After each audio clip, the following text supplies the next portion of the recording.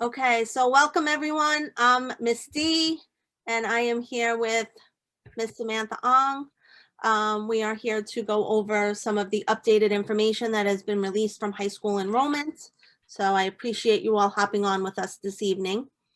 As we go through the information, if you do have questions, please feel free to put the information in the chat and we will be monitoring that, and hopefully we will be able to answer all of your questions. But please bear with us as the information is new and it is coming to us. So as soon as we get it, we are sharing it with you. So I appreciate your patience. Okay, so some of the information that is the same. The borough and zone priorities will remain in place. So basically, students who live in New York City can apply to all schools throughout the city, but there are going to be certain restrictions. For example, students who are looking to apply for Staten Island programs, if they are a Brooklyn student, they will have second priority as Staten Island gets first priority. Continuing schools will give priority to their continuing 8th graders. Any common audition components, that will be the same this year as well. High school enrollment decided that attendance will not be a factor in admissions. And as far as today, SHSAT offers will be released before the high school application results are in and LaGuardia offers are made. So some of the things that are different this year, and I think that is why all of us are here, and that's because the screen process is very different this year, and we will go through that as best as we can. EdOpt is a little bit different also. How students will be submitting their auditions for all of the audition schools, including LaGuardia. If any of you had children going through the process last year, you had to use the VAST submission tool to submit the actual files for those auditions. This year, it will be going through My Schools directly, so everything will be in one place, and it will be easy for us to help you confirm that your audition information is uploaded. State exams are not a factor, and we will also be talking to you about the new process for multiple children, twins and triplets. Okay, hold on. Okay, so there are two pathways for the high school application process. You have the non-specialized pathway, which is where you get to choose from 700 plus programs, where you are listing up to 12 choices in your true order of preference, and you will receive up to one offer out of those 12 that you list, and students will be placed automatically on wait lists for any school above the one that they were matched to. So for example, out of your 12, if your child is matched to their 6th choice, they will then be matched on the wait list for schools 1 through 5. And then you have on the right side in green, that is for students who also applied for SHSAT and took the exam and are interested in applying to the specialized high schools along with LaGuardia. So as we all know, the timeline for the admissions application to be processed is the week of February 28th. March 1st is the deadline as of today. If anything was to change, we would definitely let you know. Early April, the specialized high school results will be released, and that will be either through the regular mail, where high school enrollment will be sending you a hard copy of your acceptance letter, or you may get email confirmation through the email that My Schools has on file that your acceptance letter is in your student profile, and then you can go in there and see your results. And then in late May, the high school offers, including LaGuardia is batched with the non-specialized this year, are going to be released, and wait lists will be open. And then summer, early fall will be when the wait list closes. Specialized high schools will not be participating in the waitlist process, just like last year. Now, when it comes to selecting schools on your application, It is really important that we're taking into consideration the admissions methods. So we have schools that are audition-based, ed-opt, open, screened. Certain schools are screened for language and academics, strictly based on the SHSAT, whether a student's a transfer student or whether or not a child is assigned a zone school based on your home address. So there are over 25 programs that use the audition selection method, including LaGuardia. All high school audition programs will be virtual unless specified on that specific school's website. Some schools may be offering in-person auditions, and if you are interested in auditioning for different programs such as dance, drama, vocal, theater, please feel free to check out schools.nyc.gov/high school auditions, and all of that information is available to you, as well as checking out the sites specifically for updated information. Go ahead, Ms. Ong, you want to take it away? Sure. So there are 25 programs that use auditions as their selection criteria, and this includes LaGuardia. In regards to the component, the school's programs in specific disciplines, so if they're doing vocal music or visual arts, they will be the same.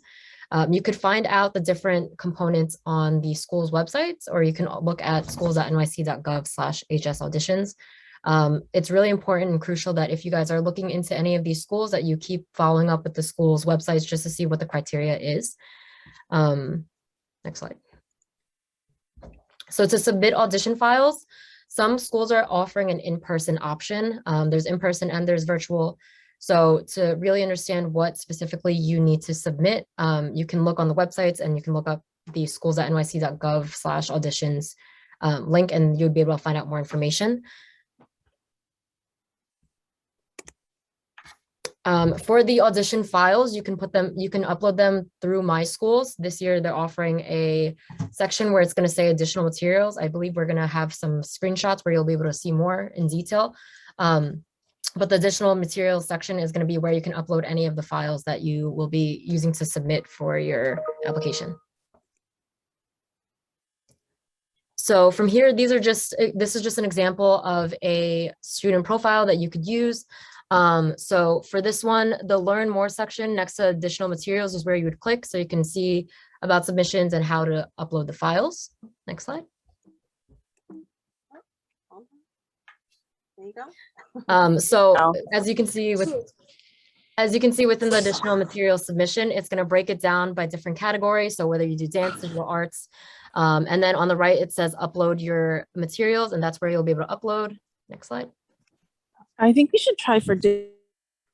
So then here you can see the different programs that are being offered. On the right, it'll give you the prompts that you'll specifically need to follow depending on the program in which you're trying to audition for. So if it's different programs, you should definitely look at the prompts on the right. So just make sure that you are submitting the appropriate files that need to be submitted, especially if they're for different programs. So if you're doing video dance and you happen to be doing maybe arts, then you should definitely double check that all files are going accordingly and being uploaded properly. So once the student submits the application and includes the audition program, this button changes from Learn More to Recommended. So once you've submitted everything, that button is going to change, even though it still stays blue. Just keep that in mind. And then as far as the additional materials, once you submit an application, so you submit the application and then you submit the audition requirements, the student who will be able to see what specific things they've applied for. So here it says instrumental music and visual arts. It's pretty self-explanatory as far as the audition material submissions. It's just going to break everything down for you, especially if you're doing multiple programs. And then here you can either choose the drop-down menu to specifically choose your program once again. And then at the same time, you can also just drag the files directly into the section. So if you need to upload something and you just have it on your desktop, you can just drag it into that little section and it'll allow you to still upload the files as well. And then the areas that are showing up as green, You're going to see the thumbnails on the bottom where it says submissions. Those are going to be the thumbnails reflecting the files that you've already uploaded for your submission. And they will turn green to show you that you've actually submitted them. You will click the green and then the upload button and make sure that everything is actually gone through, has actually gone through. Do you want to do this one or me? You want to keep going? Sure. So for LaGuardia Auditions specifically, the deadline is March 1st. During the registration, families or school staff will indicate which programs are auditioning for. There's a total of 6 that you can choose from. This year, there are no audition tickets. So again, any information that you may want to look up specifically for LaGuardia as well, look up schools.nyc.gov/high school HS auditions. Okay. And just so you know, if you are, let's say, applying to 4 specific programs at LaGuardia, there is a possibility that your child can be matched to all 4 of those programs based on their auditions. So if that was the case, they can make all 4 areas of auditions, and they could also make a specialized and also a non-specialized, and then they have some really big decisions to make. Okay, so another category for the admissions method is the EdOpt category.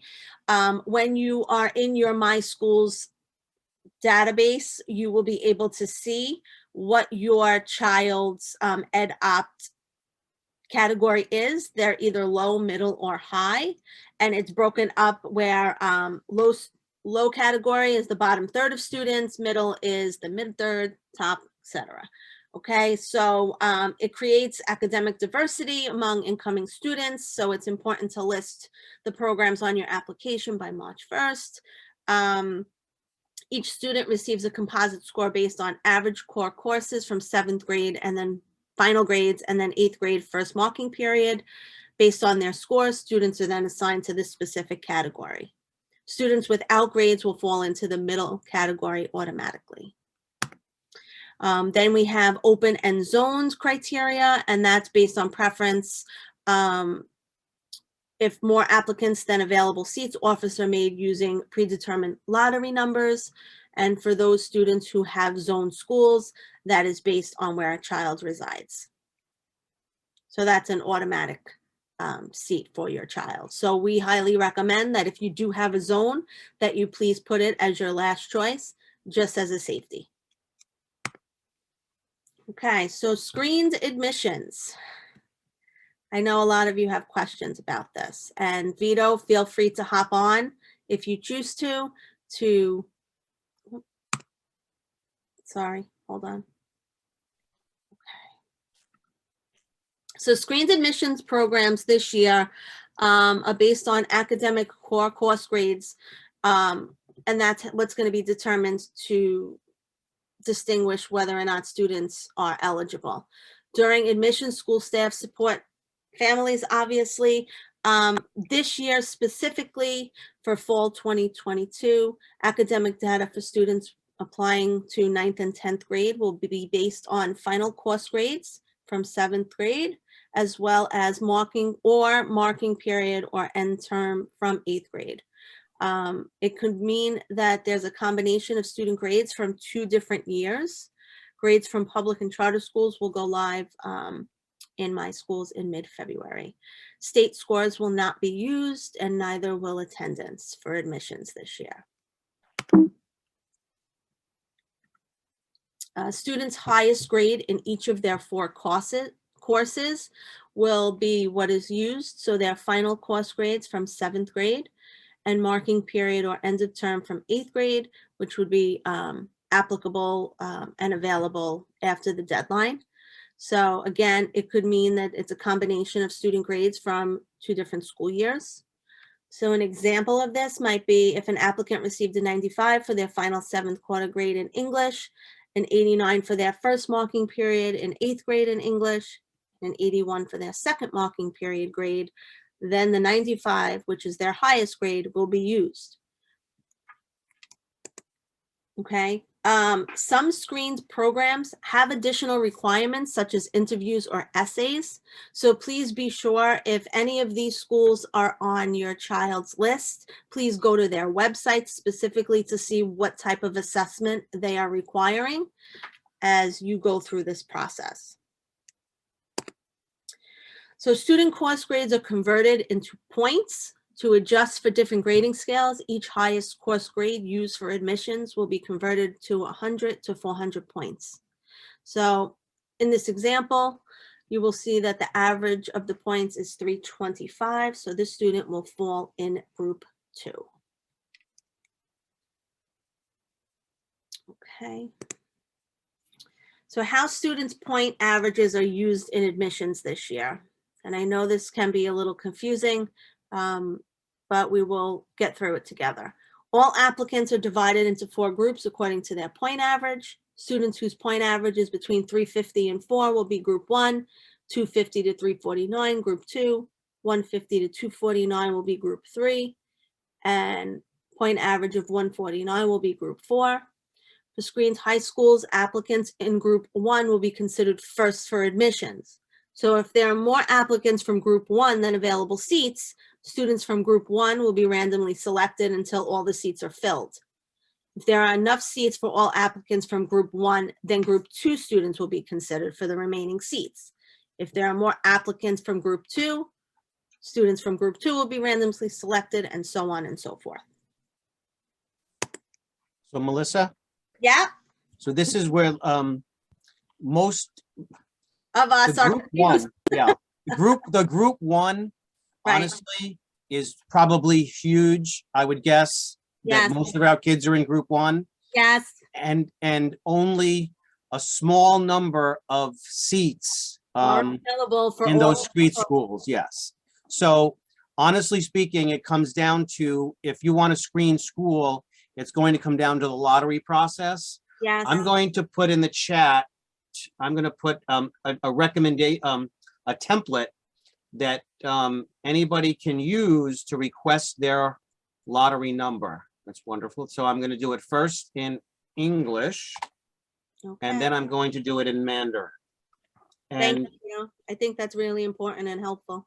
well, it's helpful because it allows parents to kind of have a feel for, you know, what their real honest options are. 100%. And that's a template that they can do. They have to send it to 2 places, a FOIL officer for the DOE and also for the high school enrollment. Okay. They will send you that number. And then there is a website that can help you decode that number. And it is, I'm not a math brain. And so it is not easy for me, and I'm sure all of the people on here. Listen, if you have trouble, just ask your kid. I'm sure your kid can figure it out, especially if they're in science Yes. or business, probably. You know, I had no help. So there it is there. And this information is available on the PTO website. I'm sorry, the PTO Facebook page and in WeChat as well. Okay. So Melissa, thank you so much for letting me jump in. And that's the biggest contribution that I have. Oh, thank you so much, Vito. I appreciate that. I know this is a very confusing time, and you know, any insight that you share is always appreciated. So thank you. Go ahead, Sam, you want to take this one? Sure. So something that's new that they're doing this year, if you have multiple students of the same age in your household, you're going to be able to duplicate their applications. So this does duplicate their applications. This does not mean that they're guaranteed to get into the same schools, but this allows them the parents the opportunity to just submit the exact same applications for each child. Sorry. So the following slides are just going to be examples of how to submit the application. This should be the first page that you see. You're going to see your child's information as well as 12 empty slots. Those are going to eventually have the schools that you guys want to choose based on the ranking that you also want to choose. So in this section, you're going to be able to search for programs. You can do it by the name of the school, the name of the program. Each school/program has a different code. So if you happen to know that code, you can type in that code, or if you're looking for a specific program, like ACEs or drama, you can type in that keyword too, and it'll give you a breakdown of all the schools that offer these programs in their database. So once you have all the schools that you want as your choices, again, we do recommend as many as possible, ideally 12. They will be listed down for here in your ranking order. And this is what it should look like. And then once you have submitted your application, you will be able to see the green section, the green bar right here, where it's going to say your answers have been submitted. You have to make sure that you do, in fact, see that green bar to know that your application was, in fact, submitted. If you don't have this, then we are not going to be able to see on our side what you guys confirm to have submitted or what your choices and rankings are, because it'll just say that it's pending or that you guys are still working on your application. Right. As of right now, we're still seeing a lot of students' applications showing up as in progress. So that means they may have opened it, and on their end, you may have entered it, but until you hit submit, it doesn't transfer over for us to view it. And then there's going to be another bar that says confirm edit of application. So over here, you're going to say, if you want to edit your application, you would click unsubmit. This is available to you until March 1st. March 1st is the deadline. So if you want to unsubmit your application to maybe change the order or the rankings of the schools that you guys have chosen or the programs, you're able to do that. You just have to make sure that you resubmit it again. And make sure when you do resubmit it, you confirm the order, the corrected and new order that you guys have chosen.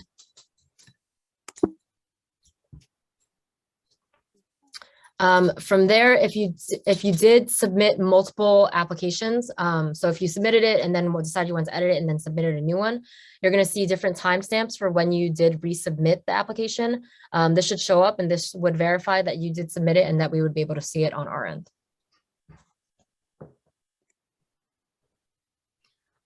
For diversity of admissions, this is something that is an initiative for the fall 2022 admissions. There's a lot more details on schools.nyc.gov/diversity of admissions, but there are 20 high schools that are going to be following this initiative.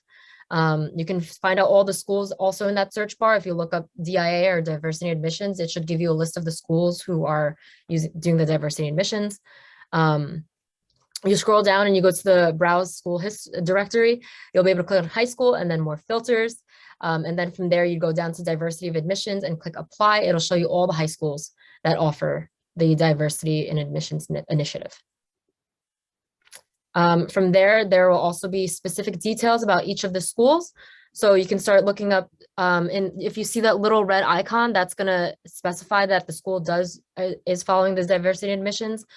Each school has a different percentage of what they're accepting in the diversity admission, so it can be very different. But a main school that I remember, and I know Melissa, you know more, is Midwood. Midwood is definitely using this initiative, so definitely just keep that in mind when you're ranking your schools. For sure. Yeah. And then more information about the initiative, the programs, and the priority groups can also be found on the website. Yes. Do you want to go ahead? Yes. So any family who is interested in finding out whether or not they're eligible for the diversity and admission programs, you can check out the website that is listed here. If you go on the schools.nyc.gov/school-life/food/schools and meals. If you click that link, it will bring you to all of the information that you need. Families will have to report their family's income through the school food portal.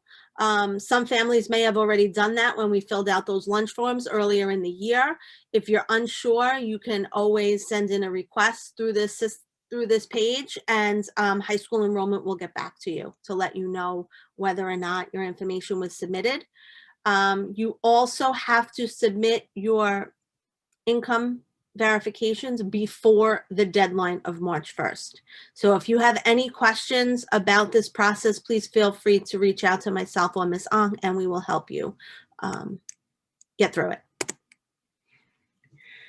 So the importance of making a balanced application, we can't stress this enough, and we really talked about this with the students yesterday. It's important that you list 12 programs that you want to attend. Don't randomly put schools on here just to fill the spots, because there may be a chance that your child is matched to a program that maybe they really didn't want to go to. I know it seems like 12 is a lot, but there are many schools that have multiple programs within. So if you like a school and you're comfortable with the area, if they have more than one program, I would consider it. Please do not only list high demand programs. Try to mix up the admissions methods. Try to have some that are screened, some are ed opt. If a child's auditioning for a program, it's really important to kind of mix it up a little bit so that you increase your chances of being matched to a school that you want to go to. Preference order of programs, again, you're listing them in true order of preference. High schools cannot see the order of programs on your application. Students are considered for offers and orders that are on their apps. And if you don't get into your first choice, then you'll be considered for your second, and so on and so forth. So going back to the high school offers, if you do only the non-specialized application, you will get one offer and will automatically be placed on the wait lists. If you took the SHSAT, you can get up to one offer there. And then if you also audition for LaGuardia, you can get up to one offer for each of the programs that you auditioned for, as I mentioned earlier.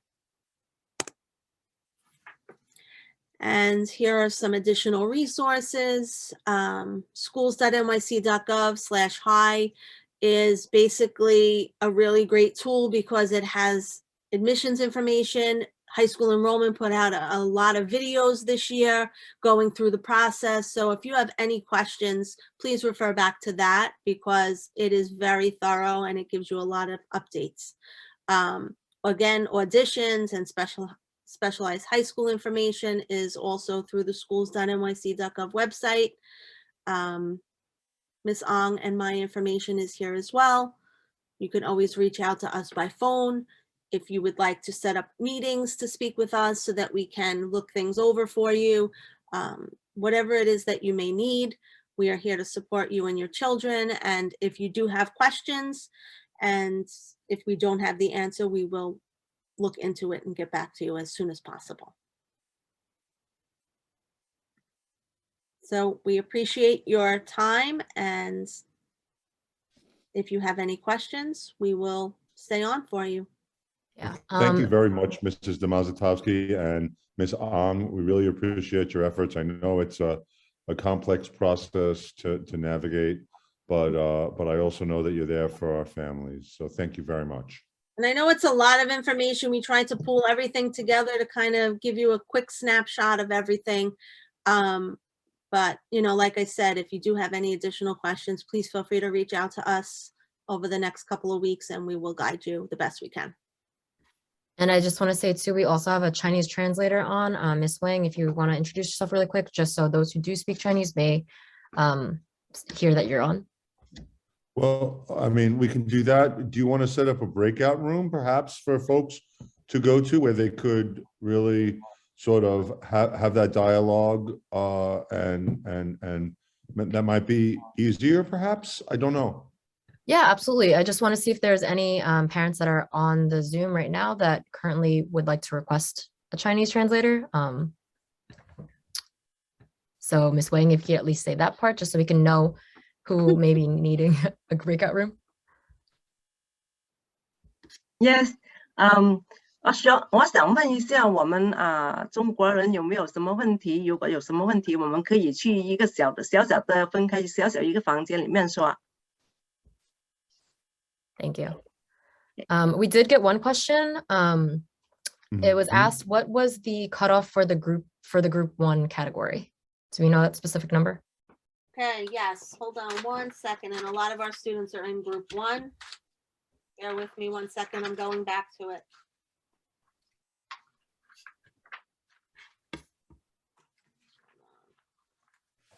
Group 1 will be 400 points, so that's a scale of 85 to 100.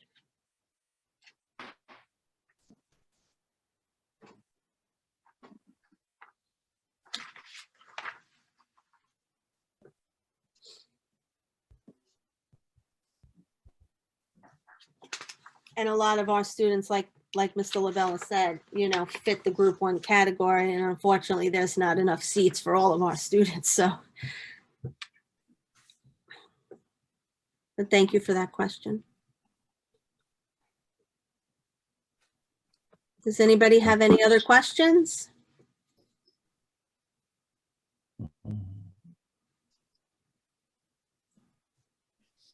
What are the odds of getting into a zone school that is not your own?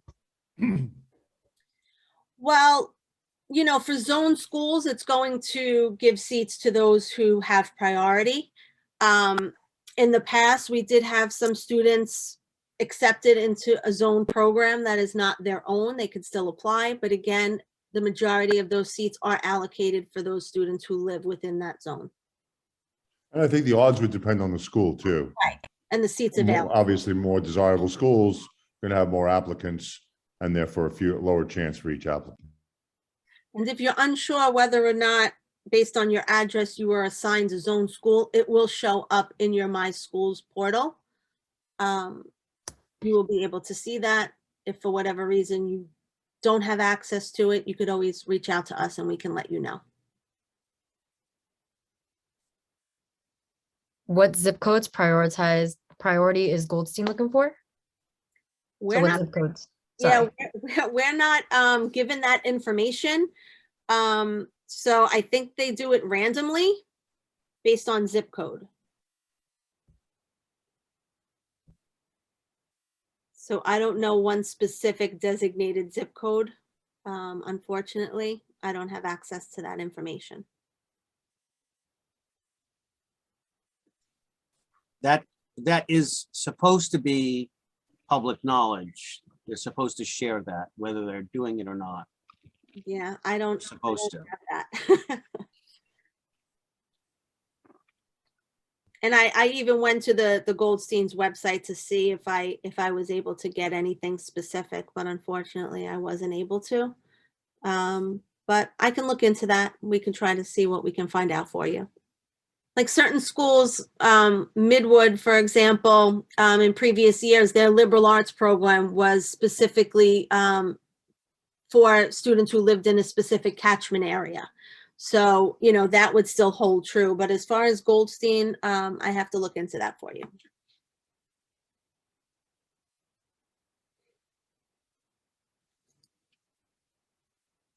Does anybody have any other questions? I don't see any other questions in the chat, I don't think. Anything about applying to the ACES program? So I can answer a little bit of this one. We've been in contact with the ACES families right now in regard to the application. The application is still the same where it's due on March 1st. So you have to make sure that you get it in by then. The 3 schools that we recommend are FDR, Murrow, and the other one is like, Dewey? yes, John Dewey.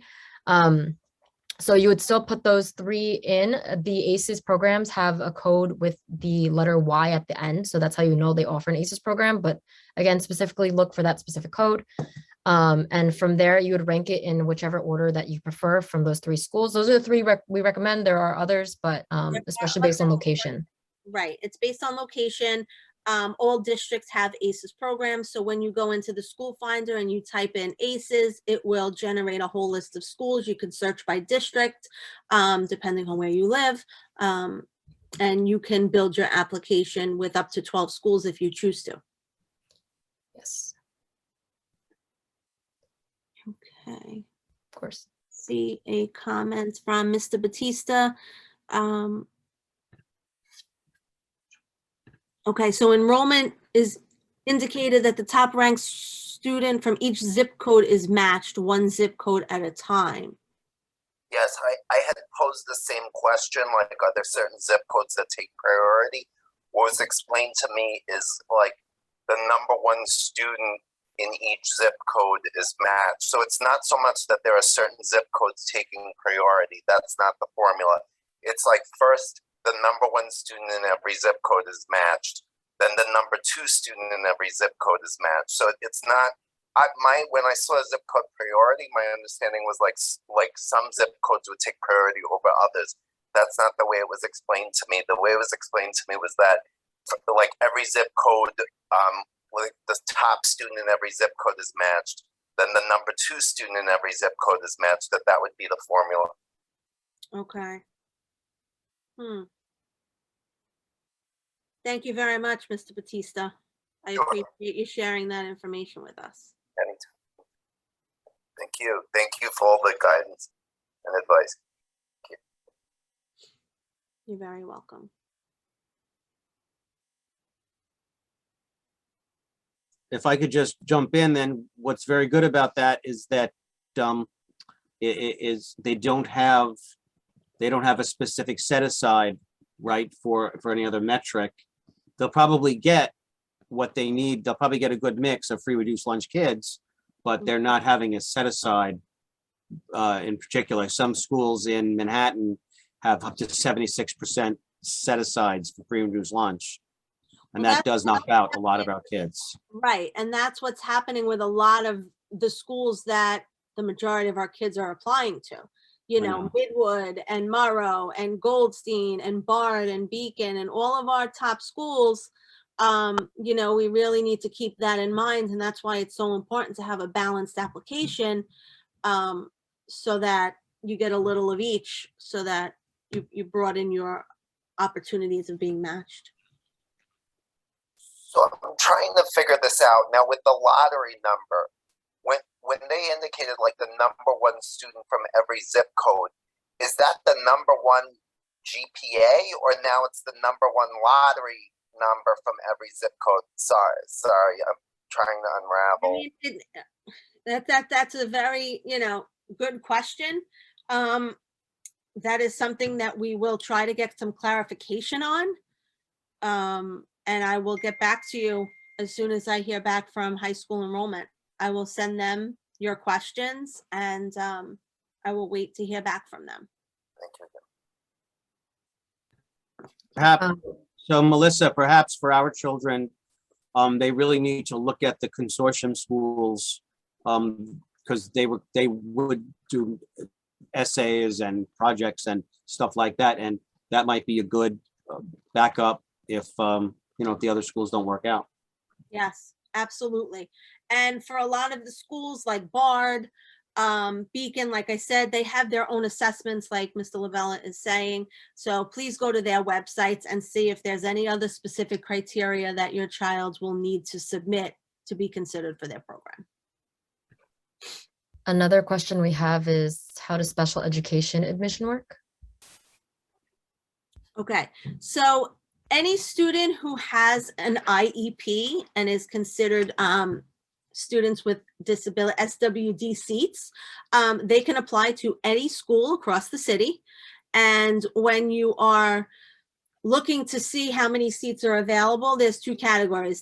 There's GE seats and SWD seats. So when your child is applying, you're looking at those numbers to see what your odds would be based on applicant per seat.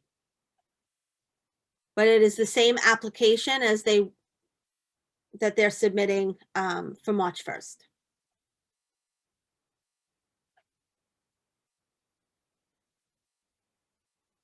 Is it still a lottery? It all depends on the admissions method. So if they're screened, some schools are using the lottery system. If they're ed opt, it's based on their ranking.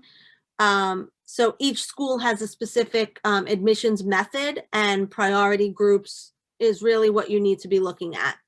If you have any specific questions regarding special education, you could reach out to me or Ms. Ong, and we will guide you.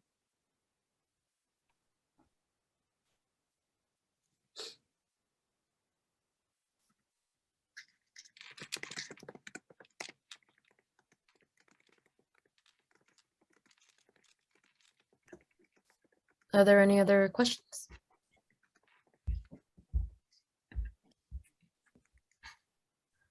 So the schools cannot see how my child ordered them on their application. No, they cannot.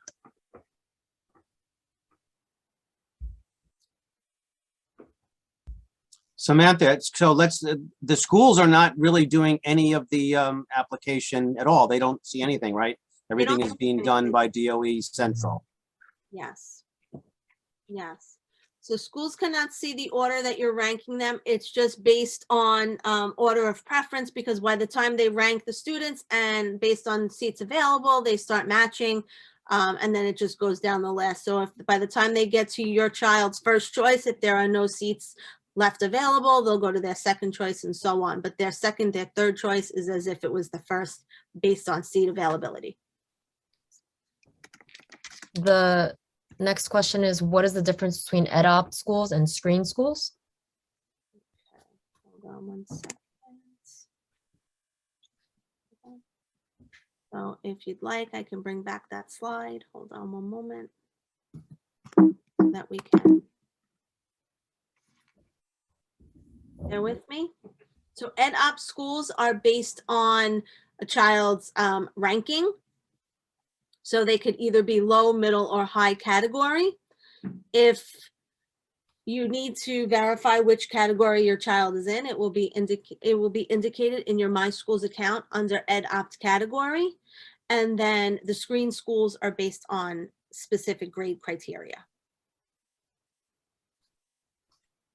Hold on, I'm trying to share. And then someone asked, all of this doesn't affect the sixth graders. Yes. So what Vito said, a lot of this has changed based on COVID. Things can change by next year. We've been getting notified as they've been making the changes throughout this entire year. But again, every year is going to probably be a little different, and regulations and even just the submitting of applications may change based on the year.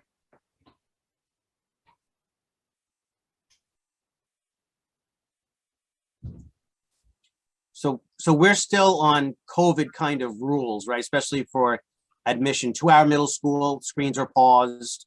This is all based upon all of the high school admissions. They really didn't have a lot of grades, and kids were impacted differently. So they didn't have grades to go by. So that's why they put this into place. So, we're hoping to advocate, different people are hoping to advocate to go back to some semblance of what it used to be with different set asides. Berman, do you want to hop back on, or? Sure. Okay. Sure. Just again, thank you very much for all of the information and, coming out at night for our parents, both you and Ms. Ong.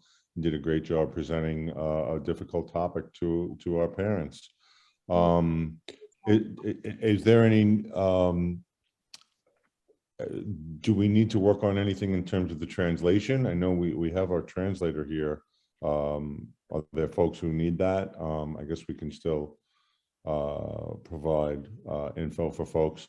And I would say too, if you have any other questions outside of high school or questions for Mrs. Demazatowski or Ms. Ong, I'm happy to answer anything. You need emails from Ms. D and Mrs. Ong. Sure. Typing them in right now. Thanks, Pam. Mhm. Okay, again, Ms. Ong and I are available anytime. Please feel free to give us a call. If you need to reach us by phone, my extension, if you just call the main office, my extension is 2101. Ms. Ong is 2102. And we will help you along with any questions that you may have. Thank you, Melissa. There was one question that I saw that maybe we missed. Is there a difference between ed-opt schools and screen schools? Yes. Ed-opt is based on the category of low, middle, and high on how your child ranks based on their composite score, and screen schools are based on how they perform in final quarter 7th grade as well as first quarter 8th grade. Okay, thank you, everyone. Yeah. I really appreciate your time. Great. And- Thanks again, ladies. No problem. No Have a great problem. evening. I guess back to you, Mr. Labella.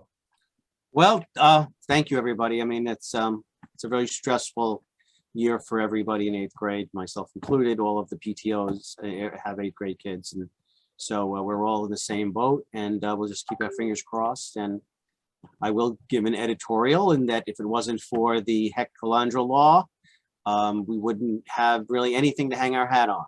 So that's where they were able to keep the specialized high school test, the SHSAT test, and that was due to that law. So that is just, thank God for small favors.